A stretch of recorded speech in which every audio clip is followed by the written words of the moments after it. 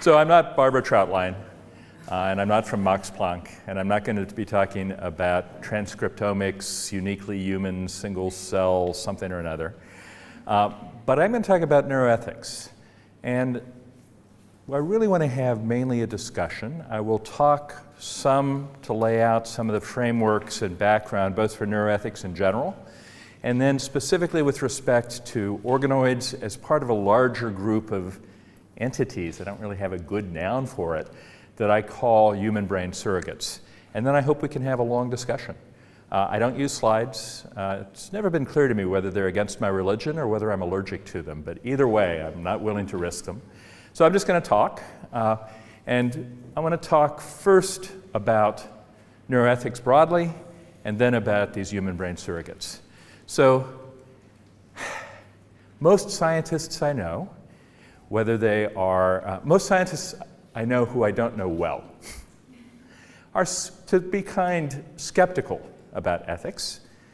They tend to see ethics as one of two things, or ethicists as in one of two modes, either the bureaucratic mode or the prescriptive mode. And neither one is much fun if you're a scientist. The bureaucratic mode is the IRB, or the ethics committee, that you keep having to make submissions to, and after 2 months they come back and ask you a stupid question, and you answer the question immediately, and 2 months later they come back and ask you another stupid question, and eventually maybe you get permission to do the experiment you want to do, whether it's a human subjects or an animal subjects or something.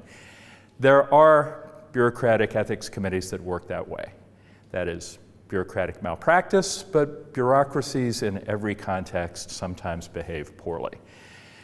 That's an implementation form of some aspects of ethics, but that's not what I want to talk about. Then there is what I think of as the proscriptive or prescriptive ethics, where the ethicist, you sort of think of him or her as wearing a black robe and being a priest and saying, you go to hell and you go to heaven, you get purgatory for about 1 million years, but saying this is a good idea, this is evil, or this is okay. And that's also not the only way to do ethics. My way of doing ethics is more raising issues and saying, look, here are things you need to worry about. Here are things you should be concerned about. Here are things you should think about in trying to do your science in ways that are good for the humans involved, the animals involved, the world involved, and science more broadly, as well as for yourself. Now, another way in which ethicists differ, some are very broad and some are very narrow. So philosophers think they own the word ethics. According to philosophers, the rest of us really shouldn't call ourselves ethicists or say we work on ethics, because ethics is what Kant said and nothing else. Or sometimes Aristotle and nothing else. So sometimes you get very, very philosophically focused ethics, narrowly focused on arguments about the justice or the appropriateness of particular actions. My own view of ethics is much broader. I actually don't call myself a bioethicist or a neuroethicist. I'm a law professor who works in neuroethics and bioethics. And I'm interested in ethics defined very broadly as ethical, legal, and social issues that arise from advances in the biosciences. That's what I've been doing for the last quarter of a century in genetics and stem cell research and neuroscience and assisted reproduction in a variety of different ways. So to me, neuroethics is about helping neuroscience do ethics, do its science in ways that both are ethical, do the least harm, do the most good, and that help the science get done and help the science progress. So I consider as an ethical issue problems when a newspaper headline, usually a tabloid in the UK, has a headline saying, Stanford scientist makes mini brains in dish. Talking about, or British scientist, or Austrian/German scientist, or any scientist does this, because the public sees mini brains in a dish, and actually it sees many mini brains in a dish, and it gets worried. And people get upset, and sometimes governments decide, well, maybe we shouldn't fund this research. Maybe this is too scary. Who is this person from Transylvania who's acting like Frankenstein, in the case of my friend Dr. Pashka. So that to me is also part of what an ethicist should do. Give scientists advice, not just on whether what they're doing is good or not, but also how it's likely to be received, and whether there are ways in which they can present it and explain it that will make sure that not only is the research done right, but it's received well in a way that preserves their possibility to keep doing that research and preserves funding for neuroscience more broadly. So that's my view of what neuroscience is about. I'm going to give you now three different ways of looking at the field. First, a threefold division. And this goes back to a philosopher, lawyer, geneticist named Adina Roskies, who said neuroethics is really about three things. One is about the neuroscience of ethics. One is about the ethics of neuroscience research. And one is about the implications of ethics for human societies. So there are scientists and philosophers who are doing the neuroscience of ethics, who think that they see on fMRIs different brain regions engaged when someone's dealing with ethical questions than when they're dealing with non-ethical questions. They haven't yet figured out that there's a good ethics and a bad ethics part of the brain. Nobody's making that argument. But that when people are coping with ethical dilemmas, they're using their brains differently. That's kind of interesting. It's not my field, and I've just said all I'm going to say about it. Ethics of research is interesting. In a way, I think that has a lot to do with how neuroethics got started and why neuroscientists are often engaged in neuroethics, or more engaged. I think neuroscientists are more interested in neuroethics than, say, geneticists are interested in genetic ethics.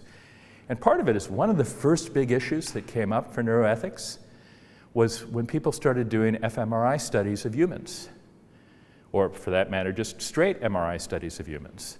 Now, I know this is a long way from organoids, so I don't know how many of you have actually ever run experiments using humans in MRI machines. Anybody? So it turns out, if you take the usual subjects, the 20-year-old psychology students, and you put them in an MRI machine, and you look at their brains, you will see something odd in the brains of about 20% of them. So in this room, that would be about 10 of you would have something odd in your brains. If you take older people, if you take, say, Arnold or Jürgen or me, and you put us in MRI scanners and you look at our brains, you see something odd in about half of our brains. That'd be theirs, not mine. But now, most of those odd things are not clinically significant, but every once in a while, it's a tumor, or it's an aneurysm, or it's a arterial venous malformation, which could easily become a problem, and you need to decide what you're going to say. So there's an ethics question. What do we tell the 20-year-old? Do we say, oh, by the way, there's something strange in your brain, good luck? Do we say nothing? Do we find his doctor or her doctor and tell the doctor? And who is we, by the way? If we is a neuroradiologist, that might make some sense. If we is an MD, that might make some sense. If we is a psychology professor who's actually never had a class about dealing with human medicine, what's she supposed to do with it? So those are examples of ethical questions in neuroscience research that are real problems that real neuroscientists ran into and wanted real answers to. And neuroethics has helped answer some of those questions. The last category is the one that I deal with most. And that's the implications of neuroscience research for human societies. How is what neuroscience is finding going to affect human societies? And within that third of my threefold path, I have another 5 different branches that I'll mention very briefly to give you some idea of the breadth of the field. The 5 big issues I see for society coming out of neuroscience are: first, prediction; second, mind reading; third, responsibility; fourth, treatment, and put the treatment in scare quotes, little quotation marks around it; and fifth, enhancement. They all are things where neuroscience may lead to changes that will raise important ethical or social or political questions. So with prediction, even something as simple as figuring out who's going to get Alzheimer's disease turns out to have social consequences. We could look into the brains, in this case using PET, well, you'd probably do MR as well, but PET scans would be better, of Arnold and Jürgen and me. Sergio's too young. And say, right now, with some confidence, you're not going to get Alzheimer's anytime soon. It's good news, guys. Because if we see no amyloid plaque and no tau tangles, or very limited amyloid plaque and tau tangles, we know it takes a while for that to build up to a point where you've got Alzheimer's disease. And we could say, you know, if you're going to get it, it's going to be 20 years from now, and 20 years from now, you'll probably be dead from something else. So don't worry. Why is that important? Well, what if we could say, and we can't do this yet, you're going to get Alzheimer's disease. Actually, we can't do it with brain scans yet, but we can do it with some genes. About 1 person in 1,000, so the good news is probably nobody in this room. And the really good news, again, for Arnold and Jürgen and me, is none of the 3 of us carries a mutation in a gene called presenilin-1 that gives you basically 100% chance, a certainty, of getting early onset Alzheimer's disease. The only way, as far as we know, that somebody with this mutation, with a pathogenic mutation of PS1, will not get Alzheimer's disease is by dying first from something else, which isn't actually that good an intervention. The 3 of us are safe because when I say early onset, I mean in their 40s. And I think we're all past 40. Sergio's not. So he could still be at risk. And the rest of you potentially are at risk, but it's 1 in 1,000. But what if we could say that by looking at ApoE4 status, another gene that predisposes, that increases or decreases the risk, another allele that increases or decreases the risk? Who would be interested? How many of you would want to get a test that would tell you whether or not you had an 80% chance of getting Alzheimer's disease or a 10% chance? How many of you would not want that test? Okay, I'm going to ask again, and this time everybody has to raise their hand once, and only once. We law professors can get away with stuff like this, and that includes you guys. How many of you want that test? How many of you do not want that test? Which half of you is crazy? Because you split pretty evenly. I think the nots were maybe 60% to 40%, but it was pretty even. And I'm willing to guess you're all relatively intelligent people who are reasonable and thoughtful and so on. Now, I just sprung this on you, but I think if I gave you a week to think about it, I'm not sure how many votes would change. So those are ethical questions that come from prediction, because they cause concerns about you psychologically. Do you want it? How would you react to it? How would your friends and family react to it? How would your employers react to it? How would your life insurance company react to it, or your long-term care insurance company react to it? How would your spouse react to it? All those are tough questions for people. And that's just a medical implication. I have friends who are working on predicting criminality based on MRIs. There's a guy named Kent Keel who has the world's largest collection of MR and fMRIs of prisoners. He has 1,000 prisoners, mainly from New Mexico. And he's now published twice in the peer-reviewed literature, something I don't really believe. I want to see another group publish it too. But he finds a 2-fold difference in how quickly people, on what percentage of people get rearrested. He can make that prediction based on their brain scans. That's kind of interesting. If that's true, would you use it in sentencing? Would you use it even before somebody had committed a crime? If we could say, this guy here, Rui? Yeah, Rui, clearly a psychopathic serial killer in the making. We haven't caught him yet. He may not even have committed anything yet, but we can tell. This is science fiction stuff, and yet it's not completely, entirely, necessarily science fiction stuff. What would we do with that information?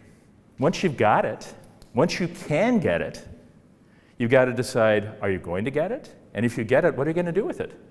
Maybe we lock them in the lab and never let them out. Maybe we never let them deal with humans, just with organoids. Maybe we put a GPS bracelet on him so we always know where he is. Maybe we warn all the neighbors, as well as his lab mates. Maybe we never make him a PI. Maybe we do make him a PI, actually. What do we do? So prediction has ethical consequences. Mind reading. So when I first started calling it mind reading, I thought all my neuroscience friends were going to roll their eyes and get mad at me for exaggerating. But most of them actually said, oh yeah, we can do that. Now, this is not all neuroscientists, but maybe the one whose work I think is most interesting is Jack Gallant at UC Berkeley. Jack has this great video available online easily, where he took a bunch of the usual subjects and showed them previews of movies. And then using fMRI scans, recreated what they were seeing. Now, it's not a wonderful recreation.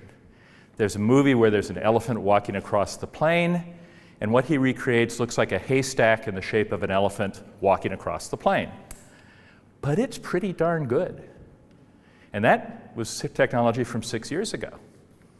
He's getting better at decoding. He's basically decoding, based on fMRI, visual interpretations.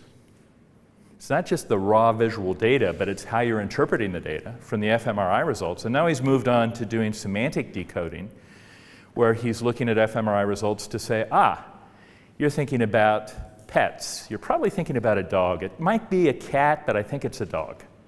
And he's doing that with a fairly high level of success. Now, we mind read all the time. I'm reading your minds right now. I'm trying to see who's bored, who's confused, who's paying attention. But we don't do it very well. And we know that we don't do mind reading very well because the game of poker exists, dating goes on in the various ways that it does. Contracts get broken. Politicians get elected. We know we're not very good at mind reading. What if we got better? What would we do with that? Should you be able to read the mind of a criminal, of a suspect, to decide whether or not he has a memory of having been at the crime scene? There's actually some really cool work by Peter Rosenfeld at Northwestern on simple EEG on the P300 phenomenon, where he can, with pretty good accuracy, like 90%, tell whether somebody has seen a picture of something before.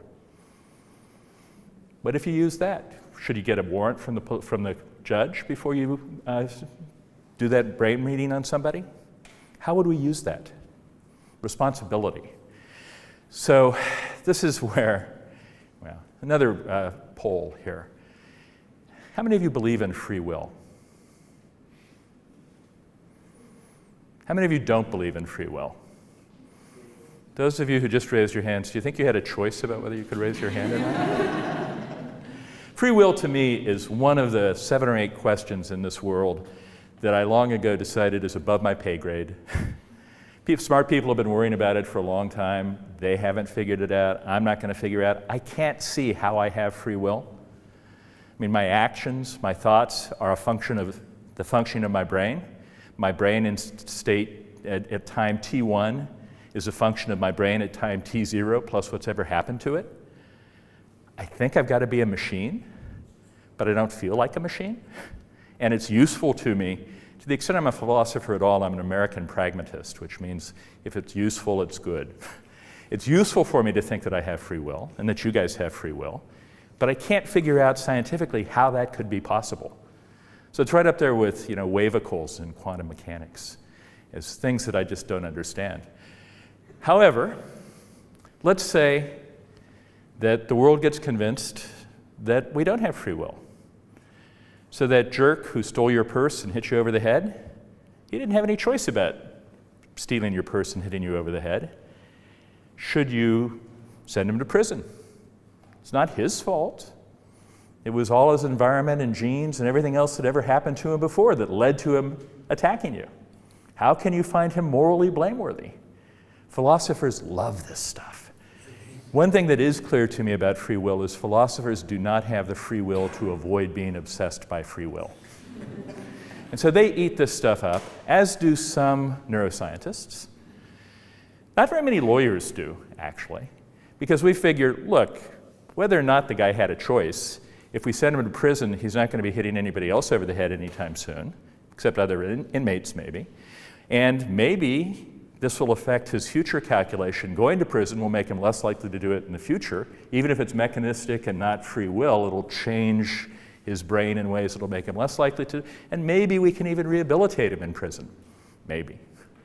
So the free will issue is a complicated one that people are really, it's not my issue. I swore that I would never write about it, an oath that I've only broken twice so far. But there are cases where it's really compelling. So there was a guy in Charlottesville, Virginia, 40-year-old man, normal guy, lived a normal life, was on his second marriage, not that unusual, high school teacher, began to get interested in watching pornography on his computer. And then he started watching child porn. And then he misbehaved with his 12-year-old stepdaughter. The daughter freaked out. She told the mom freaked out. They went to the police. I don't think he misbehaved too grossly because they gave him, he pleaded guilty to the lowest, to the smallest level, the weakest level of child sexual abuse. And they said, okay, it's your first offense, you seem repentant. There's this in-house sex control training program, kind of the end of sex in a different way. And if you pass this, we'll put you on probation. But if you fail this, we'll send you to prison. Nobody likes a pedophile in prison. Nobody wants to be a pedophile in prison. The other prisoners hate you, the guards hate you, your life is nasty, brutish, and short. He did not want to go to prison. But over the course of this 2-week program, he became more and more out of control. He started propositioning everyone and everything, male, female, animal, mineral, vegetable. And so they said, you flunked. And on Wednesday, you're going back to court, and the judge is going to sentence you to prison. On Tuesday, he complained that he had a terrible headache. And they said, yeah, you're faking. Then he started urinating on himself. And they said, well, you're faking that too. And then he complained that he couldn't write anymore. And his handwriting went to hell. And they still thought he was faking, but they said, okay, we'll take you in for a CT scan. That found a hemangioma, a blood vessel tumor, the size of a chicken's egg, pressing on his left frontal lobe. Instead of taking him to court on Wednesday, they took him to the operating room shortly thereafter. They took out the tumor. He said, I don't have those impulses anymore. They released him on probation. After 2 years, he told his probation officer, I'm getting those feelings again. The probation officer did not take him back to the judge, he took him back to the emergency room. The tumor had grown back. They took the tumor out a second time, and for the 4 years we have a follow-up, at least he wasn't caught misbehaving. He said he didn't misbehave, he said he didn't have the impulses, and he wasn't caught. Now, was he guilty of pedophilia, or was his tumor guilty of pedophilia? How many of you think he should be found guilty? Raise your hands. I see hands thinking about it. Okay, how many of you think he should have been found innocent? Okay, so a majority of you don't think. It's too late in the afternoon. Now, we'll do it again. How many of you think he should be guilty? How many of you think he should be not guilty? What do you think? You're on a jury, you got to vote one way or the other. You know, that's actually one of the problems with being a judge. You're not allowed to say, I don't know. You got to say yes or no. If you're a juror, you got to say guilty or innocent. Guilty or innocent? Innocent, okay. Of course, the other thing you could do is find his tumor guilty and sentence it to death. They did that. It didn't take the first time. Seems to have taken the second time. I think cases like that are going to be extraordinarily rare. I mean, think about it. This guy is his own case control twice. You see him without the tumor, you see him with the tumor, you see him without the tumor, you see him with the tumor, you see him without the tumor. You're not going to find a lot of cases like that, I don't think. But there are a few. And those will raise real questions about guilt and innocence, but also about sentencing and what the appropriate way to treat somebody is. So responsibility will be an issue. Fourth category, treatment. The reason you guys are here is because it's not because society is really interested in letting you learn cool things about the brain. It's because society is really interested in, and should be really interested in, figuring out ways to prevent or treat the enormous burden of human suffering that brain diseases cause. Even if nothing you do in your career has anything to do directly with human disease, that's why you're getting funding, ultimately. You know, there's a little bit of money is for pure science, but the NIH spends $3 billion, $4 billion on brain-related stuff every year, and it's about health. And that's a perfectly good reason, but as we learn more about how the brain works, and we learn how to intervene in the brain to prevent epileptic seizures, for example, something our colleague Sergio and my colleague Joseph Parvisi at Stanford is working on. As we learn how to intervene to change behavior, well, maybe there are other behaviors we'll learn about intervening to change. If a judge could, again, going back to Rui, if the judge, based on expert testimony, concludes, the reason he's a psychopathic killer, is this little bit of his nucleus accumbens. If we ablate that with some ultrasound, focused ultrasound, he'll be fine. Should a judge be able to sentence him to have his nucleus accumbens ablated? Should a judge be able to say, your choice, I don't care, full and free choice, you can go to prison for the rest of your life, or you can have your nucleus accumbens ablated? Should a judge be able to say, this is your 12th conviction for use of cocaine, I'm going to sentence you to 10 years in prison, use and sale. I'm going to sentence you to 10 years in prison. In some countries, I'm going to sentence you to death. I'm going to sentence you to 10 years in prison, or I'm going to give you this vaccine that will prevent you from ever getting high from cocaine. This is actually in clinical trials. It's a very clever idea. They attach, they've come up with an antigen that attaches to the cocaine molecule and makes the whole complex too big to go through the blood-brain barrier. So you can take as much cocaine as you want, but it never gets to your brain. Hasn't been approved yet, may never work, but should a judge be able to say that? Or should a parent be able to say, our son is a real problem. He's become a Real Madrid fan or a Manchester United fan. You know, he's gone over to the dark side. But I've got a neuroscientist friend who says he can fix that. Just a little bit of surgery, or maybe a little bit of a deep brain stimulation. Or to be a little more realistic, a futuristic setting where you do non-invasive neuromodulation through transcranial magnetic or transcranial direct current or or focused ultrasound. And we can change him from being a Real Madrid fan to being a Liverpool fan. My daughter's a mad Liverpool fan, and right now she's very unhappy. For those of you who don't follow football have no idea what I mean, but those of you who do, do. Or, to be more serious, it's not a football team. We're worried that our son is too interested romantically in other males, and we want to change that. Or we're worried that he's not religious enough, or that he's too religious, and we want to change that. Or we're worried that he's too conservative or too liberal, and we want to change that. Nobody is paying for research right now on brain structures that strongly affect religiosity or sexual orientation or political leanings.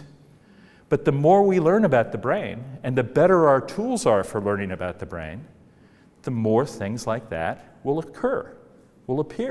The better our databases.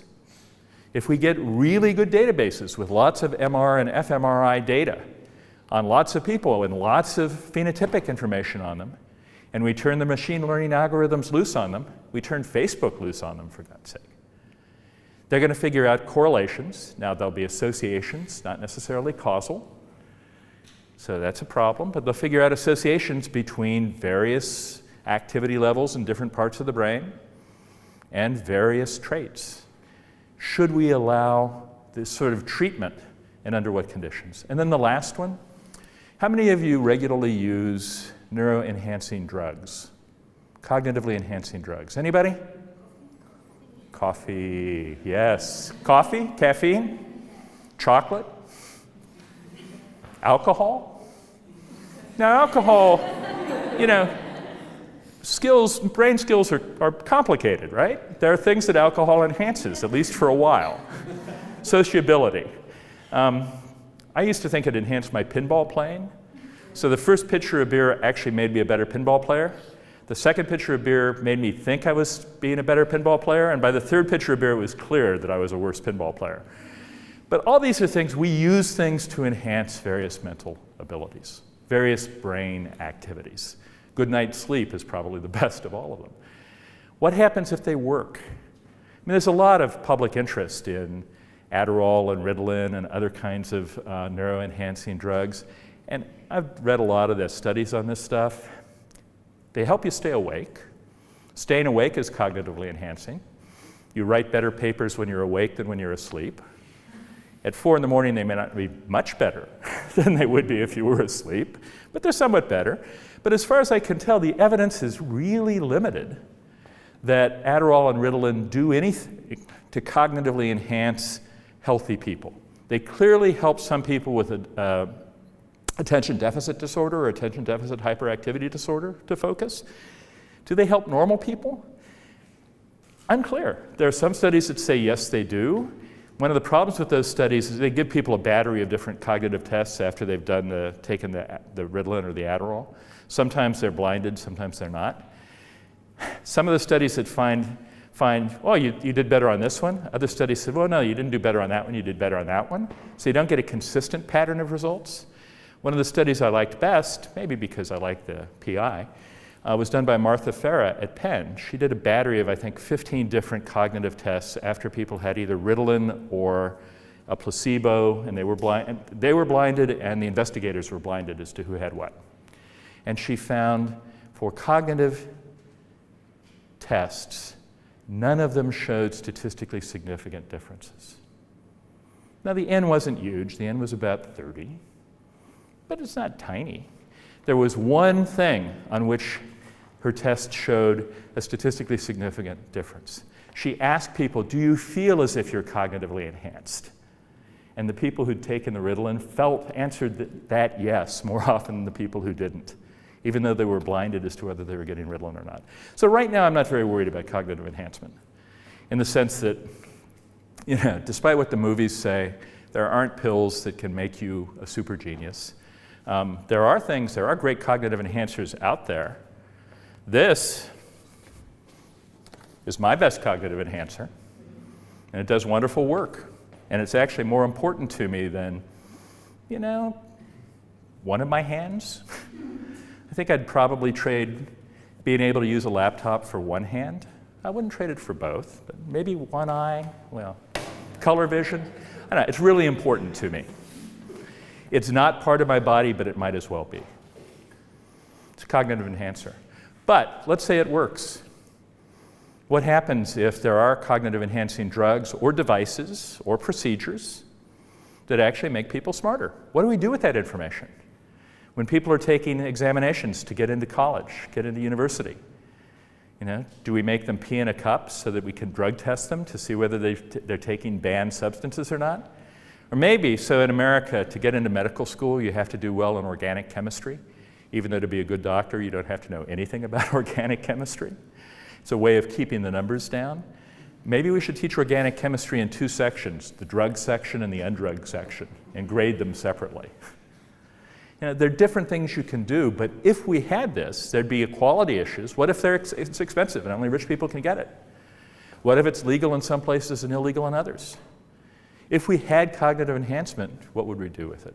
So those are 5 areas: prediction, mind reading, responsibility, treatment, and enhancement, where advances in neuroscience, maybe even advances in neuroscience that are pushed on their way by organoids, although probably not directly involving organoids in any of these cases. I don't know, we could make organoids from Sergio and put them in our brains, and then we'd be cognitively enhanced.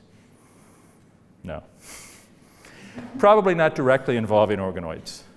But the research, the findings, the discoveries coming from all of neuroscience, including organoid stuff, will lead to better information about the brain. That's a wonderful thing, because if it can limit the amount of damage, pain, heartache caused by brain diseases, that's not just morally good, that's morally compulsory. We have to do that. There's 7.5 billion of us, and about 1 billion of us have some sort of brain disease. And the other 6.5 billion of us know or will know. You guys are young, but at some point before too long, you will know people, you will have friends and family who have serious mental illness or neurological disease, and you're affected by it too. All right, so that's all just the introduction. Now for the talk. I do want to talk about organoids, but I want to put them in a context that I think of as human brain surrogates. There's a real dilemma in science for which there's no perfect answer. If you want to study how the human brain works, what's the best way to study it? A living brain and a living person, right? Except we are terrible research subjects. We're awful lab animals. We lie, we cheat, our generation times are long, and we have lawyers. We can't just slice us and dice us and decide, well, okay, we're 30 days into the experiment, we'll take half the group and kill them and, take a look and make little slides and take a look at what's going on in their brains. You can't do that with humans, at least, and happily, you can't do that with humans. That's a good thing. But so how do we try to study human brains? Well, we make surrogates. We use replacements. We study mouse brains in mice bodies and rat brains in rat bodies. And we study human neurons in 2D plates. And we study computer models of brains. And we do all these things. And they're kind of useful, but they're not great. I can't tell you how often Alzheimer's has been cured in mice, even though it's not entirely clear that what the mice have is Alzheimer's anyway. Mice are not men or women. And studying the mouse brain has limits. Studying the macaque brain has limits. So how do we get around it? We make things that are more and more human-like. Human neural organoids are little pieces of human brain tissue organized and developing in ways that are kind of similar to the ways they did in your brain and my brain. That's a way to study humans. Human, non-human chimeras.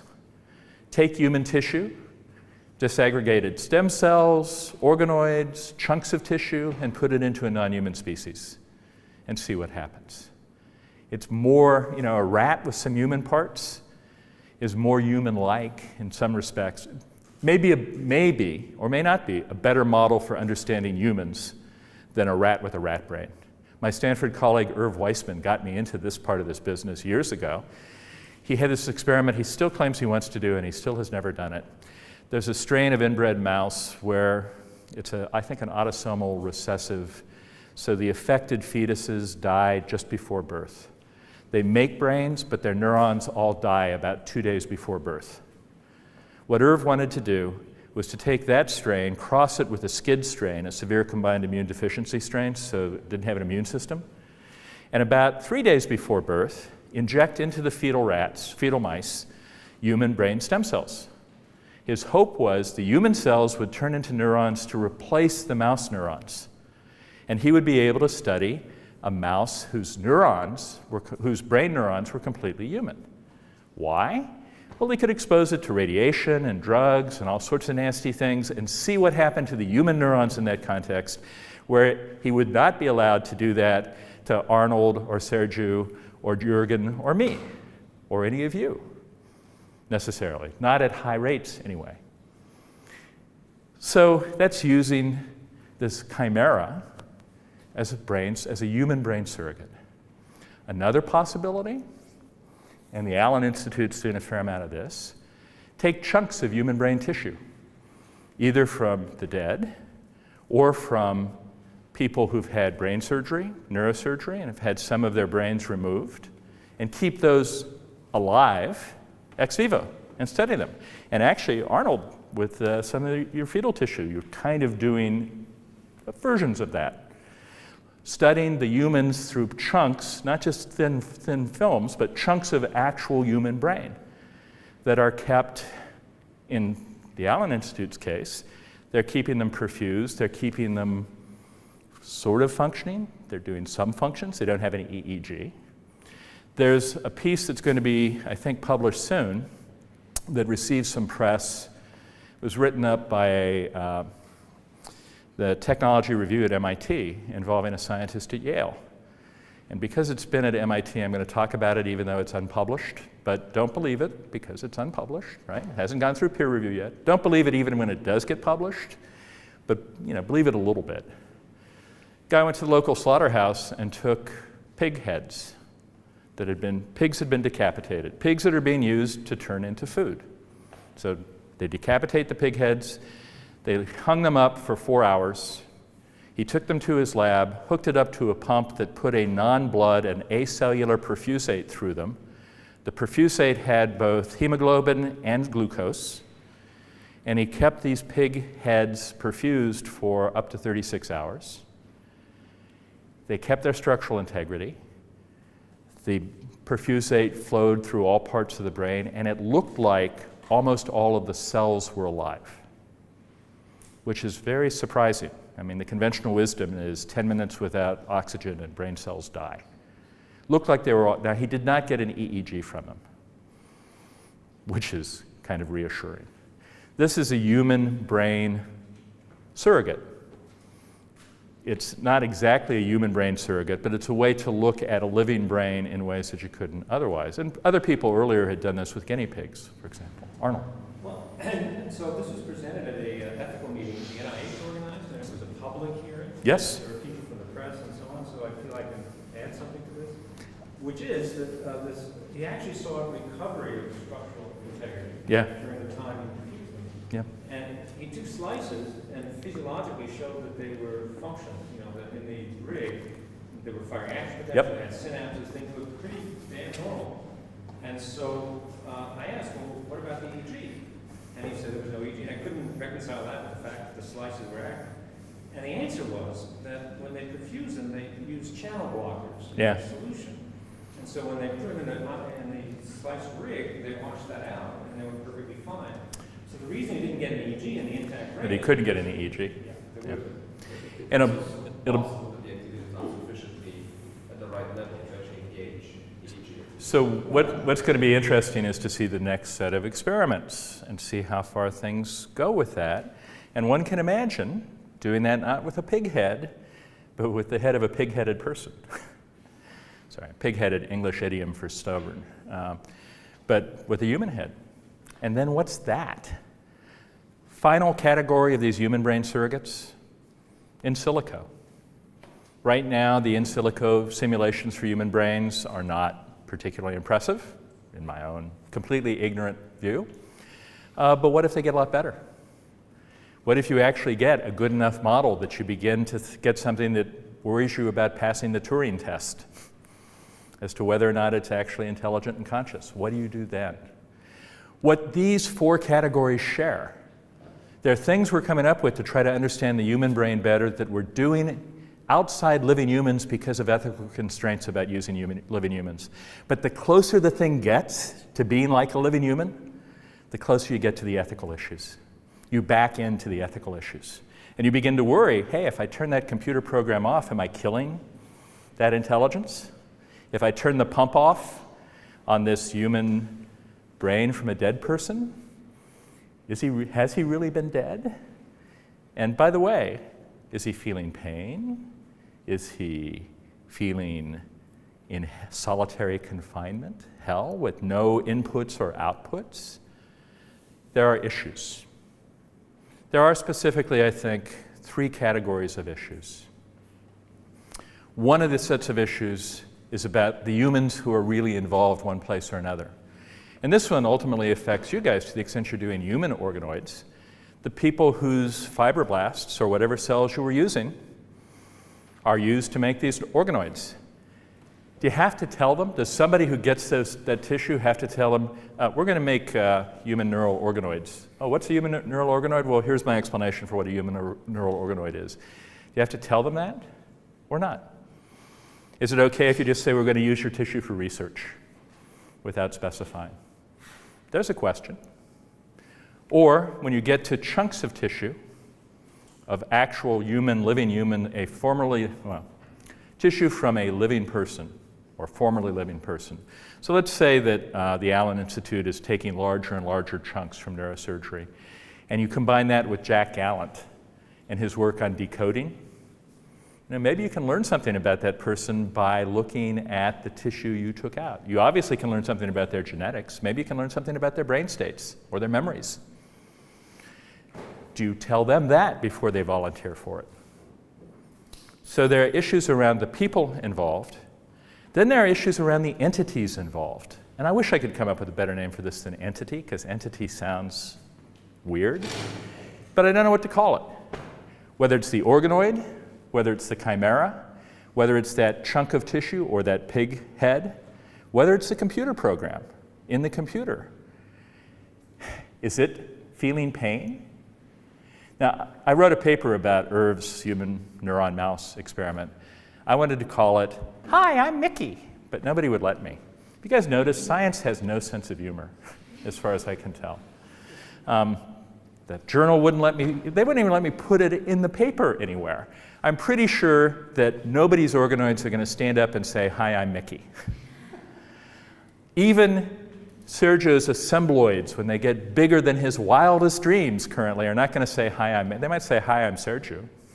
Maybe they'll say, "Hi, I'm Mickey" in Romanian.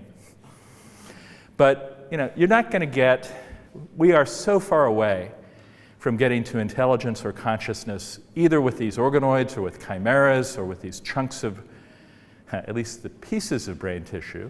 If we do whole human brain, it's not so clear where we are. That I don't think we have to worry about that right now. But there are things short of that that are concerns. You may not be intelligent or even conscious or self-conscious, but you may be able to feel pain. We limit how much pain, we regulate how much pain you can cause mice and rats. C. elegans, not so much. When does an organoid graduate from being like a C. elegans to being like a mouse or a rat? And interestingly, how would you know? Or the consciousness of being in a sensory deprivation tank. How would you know whether that's there or not? We don't even know what consciousness looks like. Well, we kind of know what it looks like. Something that stands up and says, "Hi, I'm Mickey," is probably conscious. I think all you guys are conscious. Well, maybe one exception in the back, but I think you're all conscious. But we don't know the neural correlates. Christoph Koch thinks he knows the neural correlates of consciousness, but I'm not sure anybody else does. How would we even know? So the entity itself, at some point, may take on some interests that become a concern. If it's 2 million neurons without glia, without vasculature, sitting all by themselves, without inputs or outputs, I'm not very worried about it. If it's a rat brain that has 5% of its neurons as human neurons, but that's building all the normal rat structures, it doesn't have a complicated visual cortex, it has a complicated olfactory bulb, it has whisker barrels, I'm not worried about it. But think about this experiment. Take a pregnant gorilla, very carefully take a pregnant gorilla. The embryo is at, say, day 25. I don't know anything about the timing of gorilla gestation, so pretend that it's 9 months. I don't know. Day 25 or so, put a big bolus of human brain stem cells into the part of that embryo that is later going to become its skull. Would I worry about that? I think I would. That's a pretty big brain. It's not a huge brain, it's a pretty big brain. And they're pretty close phylogenetically. You can use a chimp if you want. So there are things where these issues are going to get pushed more. And in a way, they're really two different issues, I think. One is a humanization issue. You're making them too much like us, and that's a bad thing, because it's a bad thing. The U.S. Senate several times has considered a human, non-human chimera bill that would make making human, non-human chimeras a crime. They don't realize, of course, that there are hundreds of thousands of people walking around as human, non-human chimeras because they've got heart valves that come from pigs or from cattle. But legislators don't have to know very much in order to be a legislator. It sounds good. Happily, those bills haven't passed. But that's the sort of thing that could freak out the public and cause and do some damage.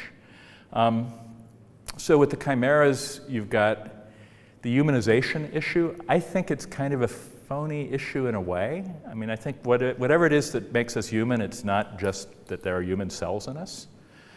But you also have this broader self-consciousness, intelligence issue. And I'm not sure what I think about that. Would it be wrong for us to make chimps that are closer to ourselves in intelligence? Well, if you watch the Planet of the Apes movies, you know it would be wrong. But those are movies. I can't tell you how often in what I do somebody says, oh, remember Gattaca, or remember Jurassic Park. I say, well, remember Jurassic Park was fiction. That didn't actually happen. But we know all the movies where bad stuff happens and people know them. But what if we actually were able to? Would that be a good thing or a bad thing? We like to think that intelligence and consciousness, at least in people, is a good thing. Maybe we should share it. The weirdest talk I ever heard was from somebody from the Transhumanist Society who thought we had a moral duty to turn all animals into humanly intelligent conscious entities. All cattle, all pigs. He also thought we should be vegans, so. He didn't think we should make them intelligent and then eat them. I did ask one question, so are you going to ask the cow in advance whether it wants to be smart? But maybe it's not a bad thing, but I do think it's a bad thing for some scientists to even approach without a lot of public discussion. So, this brings me to a summary and then I hope a start of discussing any of these issues that interest you. What do we need to worry about?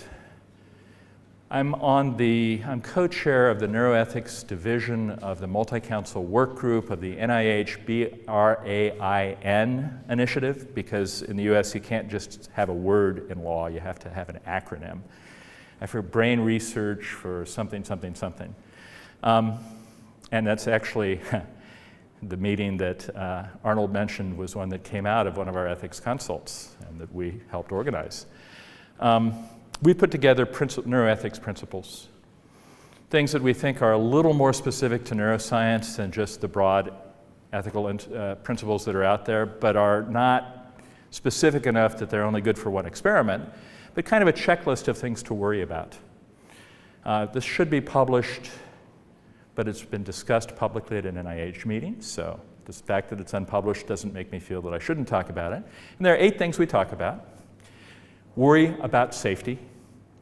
Hugely worry about safety, particularly with anything human. We should worry about that whether we're working on gallbladders or toes, but when you're working on brains, worry a lot about safety.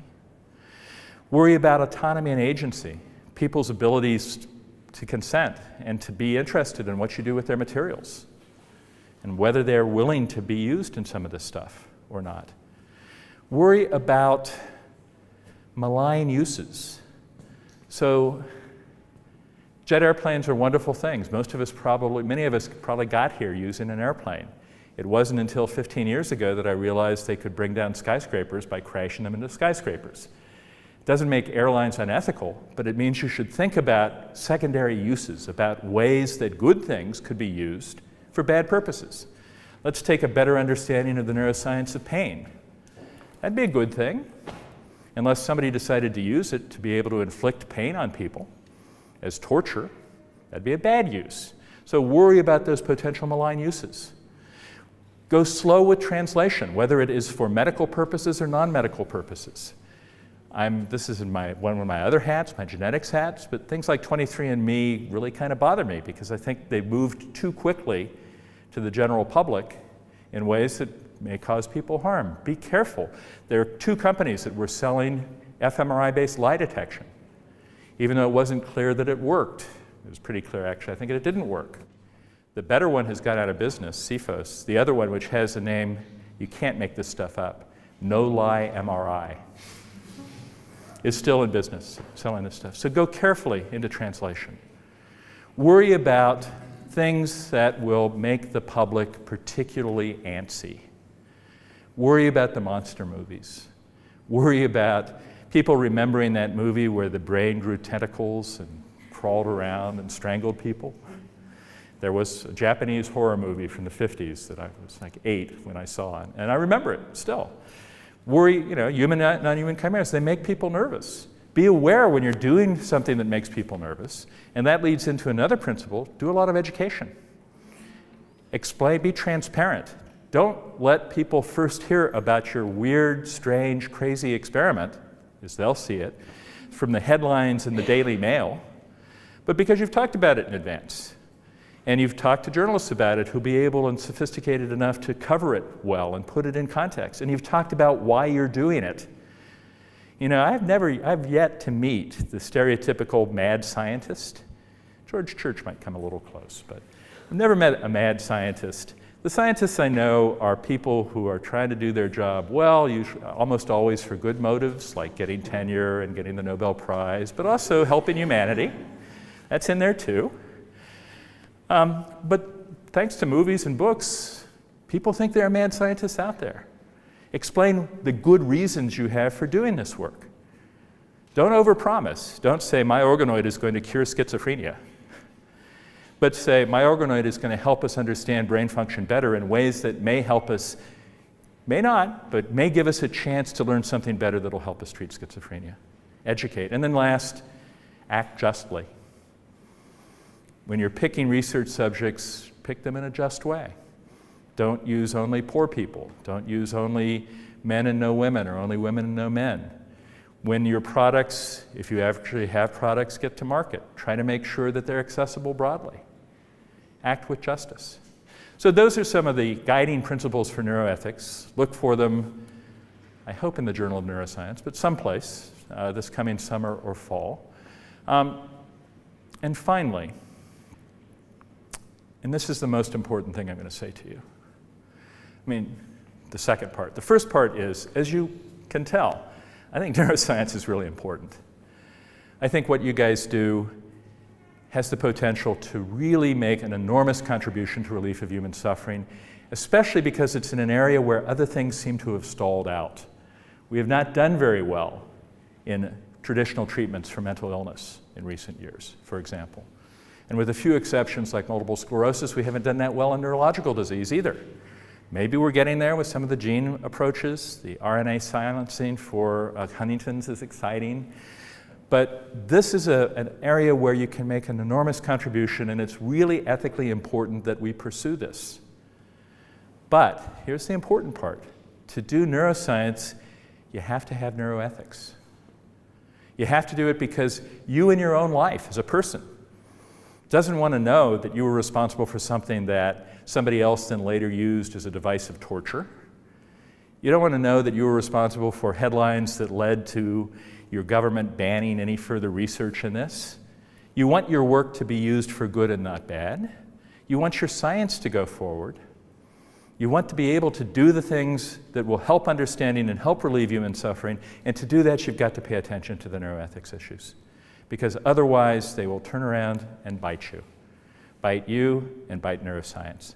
Don't let that happen. So, with great power comes great responsibility. It's actually not Uncle Ben who said that. You guys all know the Spider-Man reference? In the movie, it says Uncle Ben. It's actually in the very first issue of the very first Spider-Man comic. It's the narrator who says that. With great power comes great responsibility. And it's true. And you guys now know more about this than 99.99999% of the world's population. I might be able to add another 9. With that power, with that knowledge comes responsibility. I charge you. I order you. I beg you. Pay attention to this stuff. Pay attention to it in your own work. Pay attention to it generally. And I think you'll discover not only is it actually important, actually pretty interesting too. So thanks for your time and attention. I probably have left myself at least 2 or 3 minutes. Before I end, I want to do a commercial. I am the president of the International Neuroethics Society, so you should all give me condolences for that. The use of the private society jet is nice, but no, there's no private society jet. In fact, I end up having to contribute more money to it than I used to for being president. But it's a good organization. It's an organization of scholars, researchers, interested individuals, and we have special student and postdoc rates. And you get our newsletter, which tells you lots of interesting stuff. We have an annual meeting that's the 2 days before SfN every year. So this year it'll be the Thursday and Friday before SfN in San Diego. We're also having a reception at FENS in Berlin this year, and a couple of speakers talking about neuroethics issues at FENS this year. The Oxford program I just mentioned is a regional program that we put on. So join the SfN, it's cheap. And it's a way to stay connected and get connected. And the other thing I'd say about this that I really like about neuroethics, neuroethics is really part of bioethics, but bioethics as a whole kind of drove the scientists and physicians out for the most part. It's really now mainly philosophers, lawyers, and others. Neuroethics so far has kept the scientists in. Our first president was Steve Hyman, who's still on the board. He was the former director of NIMH. Tom Insel, another former director of NIMH, is on our board right now. Helen Mayberg, deep brain stimulation for depression, great scientist, she's on our board. So we try to be a place where the neuroscientists and the people interested fundamentally in the neuroscience and fundamentally in the ethics and the social issues respect each other, talk to each other, become friends with each other. And that's true not just at the board of directors level, but all throughout the society. So look it up, Google Neuroethics, International Neuroethics Society, and you'll find us. And if 10 of you sign up, then this trip will have been worth it for me. Actually, dinner last night was awfully good, so I don't even need 8 of you would be enough. All right, well, thanks so much for your time and attention. I look forward to seeing you at dinner.